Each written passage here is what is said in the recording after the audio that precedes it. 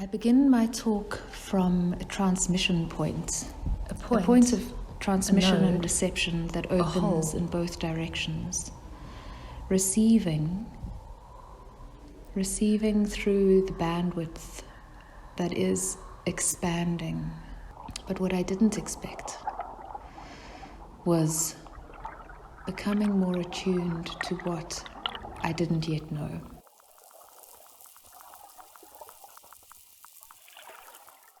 When women get together, really insightful and meaningful exchanges emerge from these spaces of connection, community, and relationality. The gatherings were born from a conversation that I had with Candice Allison, an independent curator. I was telling her about my solo exhibition at the Origin Centre at Wits in 2023, and her immediate idea was to call together women artists to discuss women's work as creative practice. I'd been searching for a way to upturn the white cube construct of a museum solo exhibition and transmute it into a more community-orientated space, while still retaining my unique creative vision.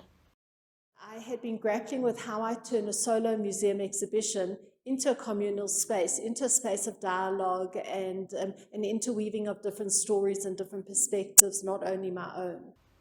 Receiving funding from the National Art Council felt like a karmic confirmation. And the gatherings that were held here just created such a rich and intense experience of women speaking their own voices and speaking their own truths and their own experiences. So with this incredible content that we gathered during the talks, to put it in a place where it would be archived, this website acts as an interactive digital archive.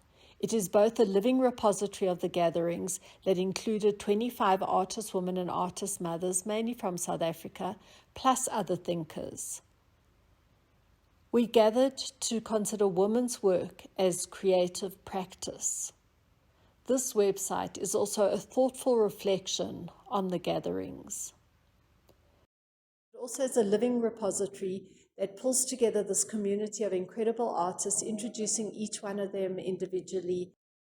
And it has taken me years, and building on the lifetimes of others, to know what it is that I do, although certainly I still do not know.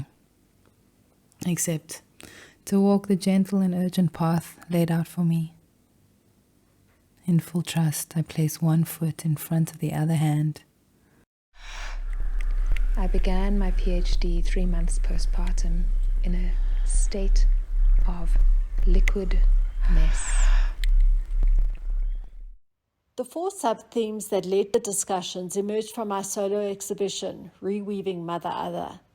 You will find a section on the site dedicated to each sub-theme: the body and art, a material uprising, the value of women's labor, and traces we leave upon the earth. Motherhood is overwhelming for me, but it has shown us our highest joys and unraveled the parts of my creative forces I thought I needed permissions for. For me, the repository holds tremendous importance. It creates a portrait of a specific demographic of women creatives working in South Africa today. These artists, writers, and researchers create what I call thinking art. Most hold postgraduate degrees, are mothers, and occupy a somewhat liminal space within the mainstream South African art ecosystem. The repository centers a diversity of women's voices, bringing their unique perspectives and exploring their rich life and artistic experiences. The discussions benefit from the layered complexities of the smart, engaged, and deeply thoughtful work that these women make. Selecting these speakers and prompters for the women's work as artistic practice gatherings was quite an organic process for Bev and I, as we thought about the women artists, curators, academics, and thinkers who we admired and whose work really resonated with us. It wasn't a prerequisite that the women we approached should be mothers, as all women have a mothering connection, whether that be with their own mothers, grandmothers, or other matriarchal influences. We also didn't want to be too prescriptive with the brief, so we shared our thoughts and values around the 4 broad themes and invited responses to these to take any form that spoke to each woman individually. I'm Tammy Hotchkiss, and I'm the curator here at Origin Centre Museum. And I found it very fitting to have Bev's gatherings here in this beautiful room, which we call the Tapestry Room, which has these beautiful original embroideries. Having Bev's gatherings here was a beautiful kind of weaving of these stories. As in the museum, we deal a lot with storytelling and identity and who we are as people and as women. And I think often in the history books, women are sometimes written out. The approach to the gatherings began with the body, and I think this signified the importance of the relationship between the act of making and creating, viewing and experiencing art as all these physical things, laboring, delivering, caring, nurturing relationship, not only with the idea, the canvas, the performance, but the interconnectedness with the many physical interactions and transmutations that inform women's creative practices. In the first gathering, Fatima described her making process as a way of switching off conscious thought and decision making. And I think that was really the aim of that first gathering. It was to turn off sort of conscious thought and tune the body into the energy, experience, and somatic response of the body in creative practice. In a way, all the gatherings overlapped with each other, and most of the speakers could have spoken to multiple themes, and this definitely emerged with the presentations that each woman shared. As you explore this repository, you will find a variety of information around the gatherings, including filmed footage, an introduction to each participant, written analyses, and newly commissioned texts that consider the discussions at the gatherings.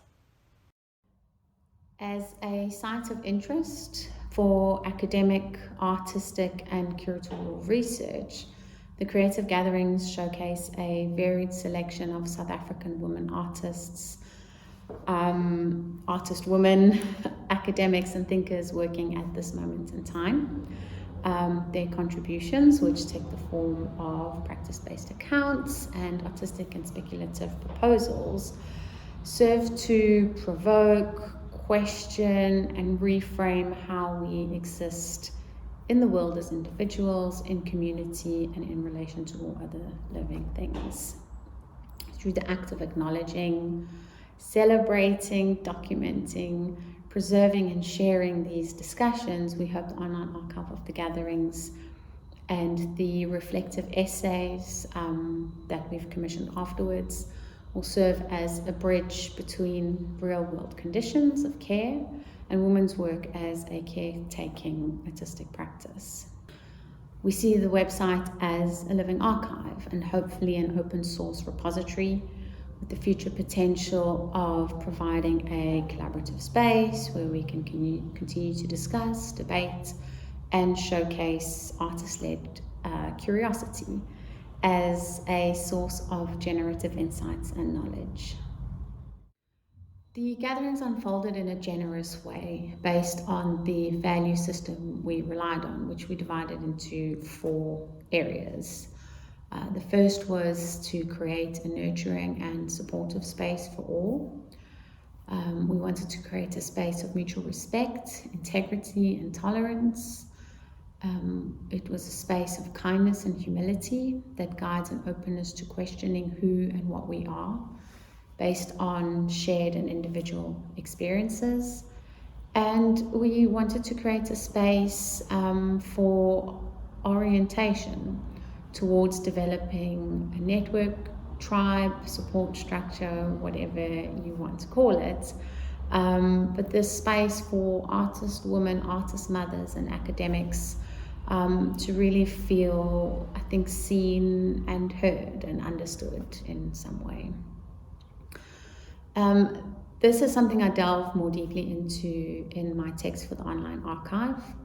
But on a personal level, this value system and the openness with which it was received by everyone who joined the gatherings is intrinsic to the concerns of my curatorial practice and my PhD research around the question, what is an ethical curatorial practice? As I've moved through the different stages of life and the stages of becoming woman, wife, mother, in my professional career, becoming curator, I have come more and more to the conclusion that a politics and practice of care is vital not only for both human and non-human life and survival, but as a powerful and radical philosophy to counteract the inequalities of our current conditions of social and ecological injustice. Curating as caring not only works against these challenges, but it also works towards hope, joy, and curating community across social and economic struggles. And I know for me, and I know for Bev as well, through her practice, through the many years I've known her, and experienced this kind of energy and this desire from her through her work, through her studio, that making time and space for collaboration and exchange to share practices and ideas across shared interests, despite our differences, like in these gatherings, are central to bringing closer together feminist theories of care as labor, how critical race theory feeds into the notion of care and the responsibilities of care, the politics of care, as well as caring about reducing our negative impact on the world around us. It took my solo exhibition and added different layers of thought, of ideation, of creative making around ideas that I work with. On a personal level, advocating for this community holds huge significance for me. The curation of the talks required me to think, together with Candace, to think really hard about what are the themes of my work that are the most important, but also which other artists are working along the same lines and dealing with the same topics. A specific joy has been in finding my creative family and immersing in expanded conversations and diverse perspectives that inspire me to think more deeply about my own making practice. And what it did is just add a layer of complexity and of additional thought and of additional depth to my solo exhibition. This repository frames how artist-led curiosity is a generative source of insight and knowledge. I hope you find it useful as a resource. Wena ekhaya, you can make yourself at home. Here, at this location, you can enter. You are most welcome.